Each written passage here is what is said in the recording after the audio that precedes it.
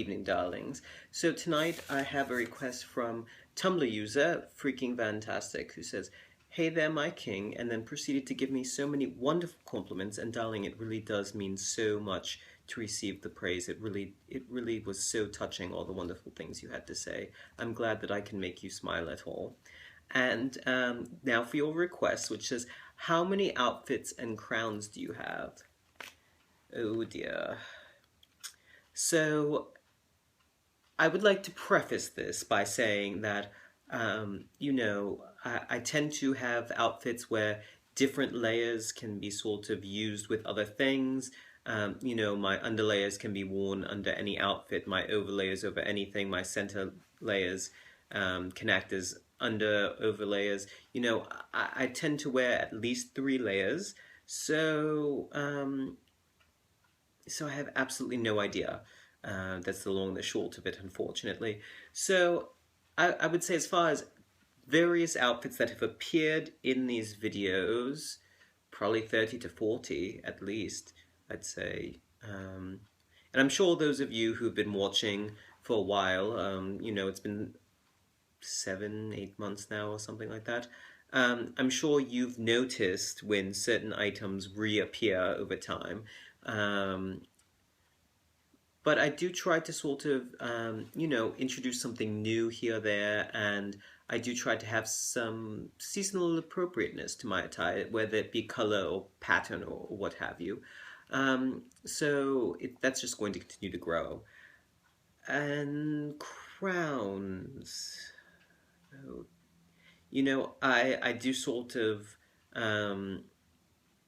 something similar, I suppose. I do tend to use certain elements of crowns over and over again, and I have natural materials and I have non-natural materials that go into my crowns. So the natural materials are all foraged from nature, and there's nothing taken from anything alive. I don't like to damage anything that's living. I just find it a little bit cruel just to make a crown for myself.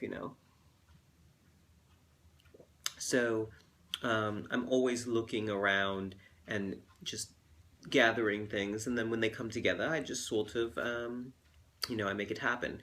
And for the non-natural elements, they can be added or taken away through any time, sort of hair ornaments and that sort of thing. So it's sort of a mix. And for instance, the crown that I'm wearing today, I think that was gathered over 2 or 3 days, just this past week. And it's hard to tell, but it's actually made from the native roses here. So it was a little bit of fun to put it together. But I do tend to sort of recycle the natural materials. So, once they've been used for a little while, sometimes they get put into sort of seasonal wreaths or decorations, that sort of thing. And then after that, they tend to get composted. So I don't really have that many crowns ever sort of on hand as a result.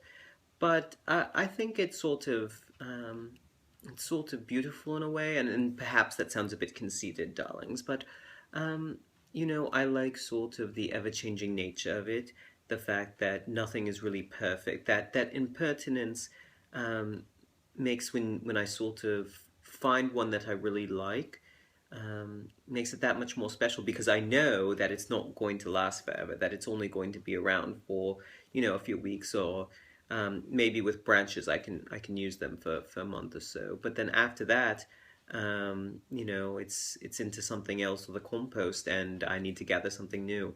But I do enjoy, it's sort of something I use as meditation, or moving meditation, is just to go out into the woods and just look at the smaller things that are around. And there's something quite peaceful about gathering natural elements from the forest. And if you haven't done it, darling, I would highly suggest it. Make sure that, of course, you're not taking anything from a protected area or any life that is protected, because some places do have very, very strict um, regulations on that sort of thing. So do be careful.